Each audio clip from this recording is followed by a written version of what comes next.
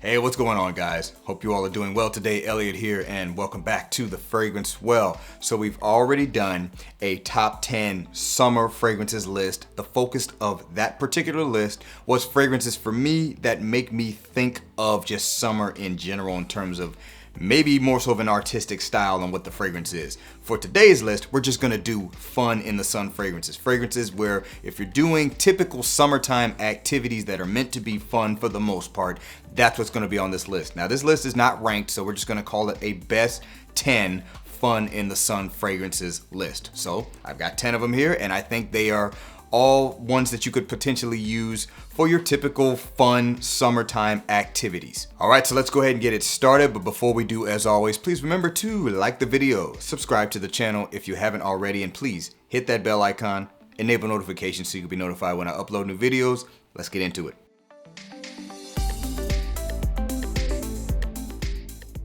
Okay, first up, coming from the house of Versace, one that I still think is one of the easiest dumb reach summertime fragrances that is also affordable. It's gonna be Eau Fraiche. Versace Eau Fraiche. All right, so first of all, with this one, use it for anything. No need to really put a situational stipulation on this fragrance. It can work for all of them as far as I'm concerned. So most notably, there's going to be a note of star fruit in this fragrance. I think that's kind of the thing that just kind of sets it apart or makes it stand on its own out of the other fragrances on this list. So slight fruity tropical vibe, maybe not full blown tropical, but kind of leaning in that direction.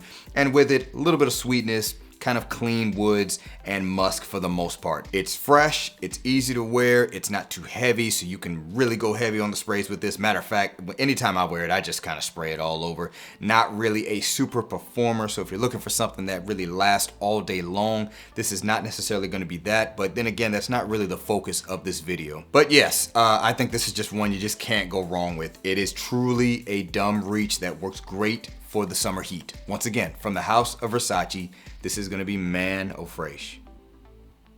Moving on, next one's coming from the house of Kajal, and this is Lamar. Kajal Lamar. Just FYI, from the house of Kajal, they've got quite a few fragrances that could fall into like a summertime list, in my opinion. All right, so this one here is going to be invigorating, almost effervescent pineapple mixing with red fruits and light and airy sweetness and woods, in my opinion. This one is not really that dense, which is why it can work great as a summertime fragrance. Now, primarily, kind of would place this as an evening wear fragrances, maybe for most occasions. Maybe just kind of depends on what you're doing. Maybe it depends on the humidity level. You could wear this during the day, but if it's a little too dense outside, maybe this is not quite the smell you want to go for. But even if it is, it will work. But I would place this primarily in an evening wear situation where it is still hot out. Particularly if you're going on a summertime date night evening, should I say, this one would really work. It's a great sexy scent, but that is not like overbearing as long as you don't overspray it. So put this one in the evening category primarily. Once again, from the house of Kajal, this is Lamar. Next one's coming from the house of Lorenzo Pizzaglia. This is gonna be Sun-gria. Lorenzo Pizzaglia, Sun-gria. All right, so I've kind of done a little bit of a coverage on this fragrance, and I still stand by it. This is fun in the sun fragrance right here. Does have that sangria type vibe, as the name implies. You definitely get the red wine, you get the fruits, you get the tangy citrus that is typical with a sangria. It is quite sweet. I wouldn't say it's like heavily sweet, which is why I think it works as a good summertime fragrance, but the sweetness is definitely there. That's gonna be the primary bulk of what you get from this scent. And there's a little bit of a smoky woodiness to kind of counter that just a little bit, but it's way in the background. You're still gonna get the sweetness from this. For me, this is definitely a daytime fragrance. Fun outing daytime fragrance. It is a little bit situational in that, in my personal opinion. Once again, from the house of Lorenzo Pizzaglia, this is Sun-gria. Next one's coming from the house of Mancera. This is gonna be Sicily. Mancera, Sicily. Just a heads up on this one. This one is definitely leaning heavily into that unisex category, maybe more so leaning slightly feminine because it's heavy on the florals. You're gonna get like white peach and fruits, kind of A really nice, vibrant, citrusy vibe on the top. But yeah, white peach is primarily the fruit I get from this fragrance, and a lot of florals. It's kind of a mixture of florals. I can't really pick out anything in particular. A touch powdery with that, and a lot of musk in the base. For whatever reason, while you can use this fragrance for more than just this, I like to think of this as a perfect fragrance for an outdoor barbecue when it is hot out. I don't know why I've placed it in that box, but it just is what it is. But you could also just say outdoor picnic, get together, pool party. It can work for all of those as well. Once again, from the house of Mancera, we have got Sicily. Moving on, coming from the house of Acqua di Parma, this is Fico Di Amalfi. Acqua di Parma, Fico Di Amalfi, let's just say just about anything in the blue Mediterranean line in particular, as well as many others from the house, can go on this list. Fico Di Amalfi is probably just the most well-known one. And listen, this is another one.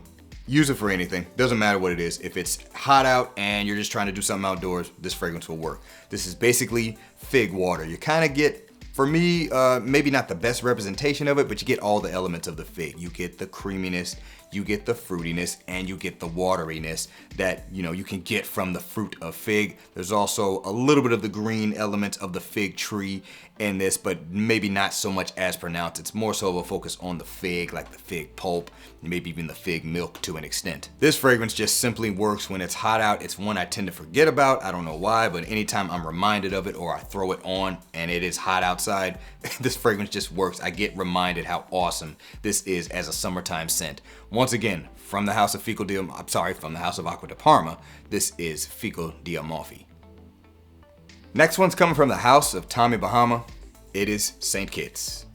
Tommy Bahama, St. Kitts. Now, all of these Tommy Bahama set sail line fragrances, I think that's what it's called, are meant to be worn outside, particularly around water. That's kind of the whole theme of the entire designer line, right?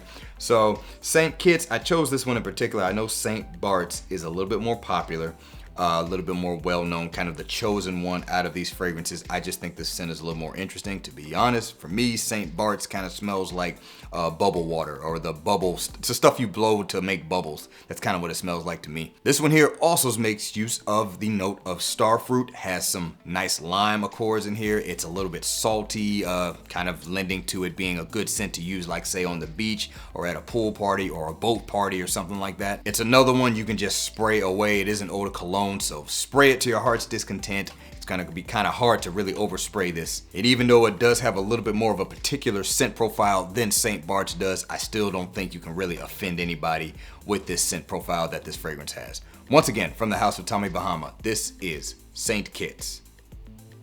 All right, moving on. Next one's coming from the house of Montclair, and this is La Cordee. Montclair La Cordee. So this one here, another one, I can't really put a stipulation on it. You can pretty much use it for anything as far as I'm concerned. You could kind of closely relate it to imagination, but it does do its own thing. I would say this one, because it's a little bit simpler and not as heavy on the cinnamon and the ambroxan, I think it works a little bit better for like higher heat situations, but imagination is always a good choice. I just chose not to put it on this list because maybe it's a little too easy of a choice.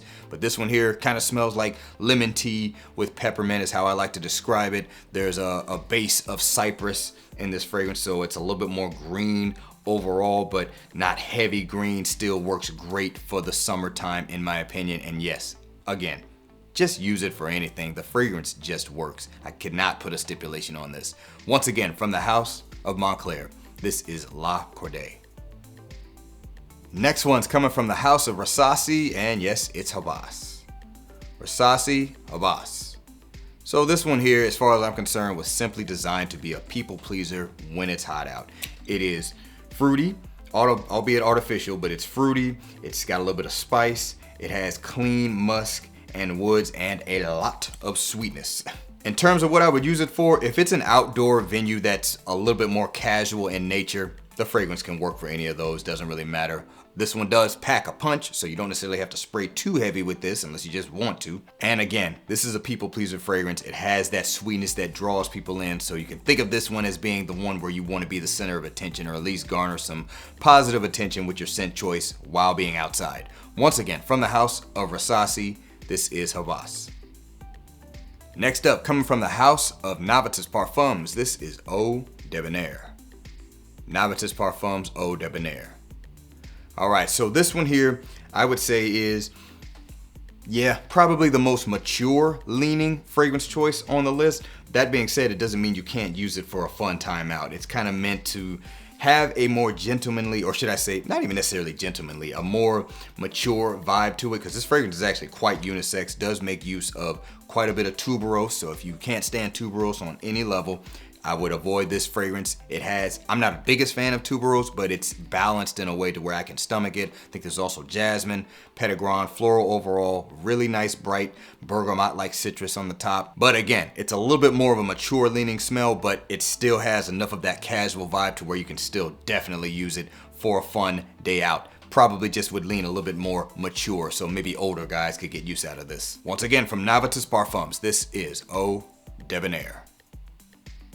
All right, last but not least, coming from the house of Mont Blanc, it's Legend Spirit. Mont Blanc Legend Spirit.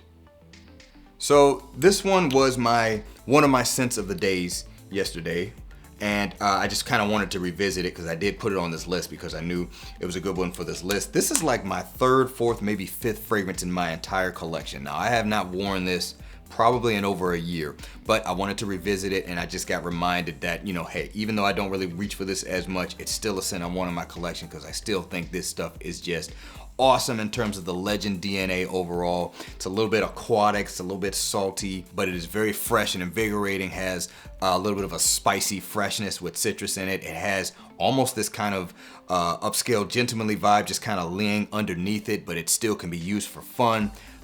Taking a little bit of inspiration from Invictus style fragrances, but done in a way that I actually like. You could say it's the less playful version of Hawas in a way, and correct me if I'm wrong, but I think this is still actually one of the more popular Legend flanker fragrances. And again, this one here, you can also pretty much use for anything. If whatever you're doing outside in the heat, this fragrance can work for it because it's playful enough to be used for fun situations, but even if it's something where it's not quite as casual, this fragrance still can be pulled off in my opinion. Once again, from the house of Mont Blanc, this is Legend Spirit.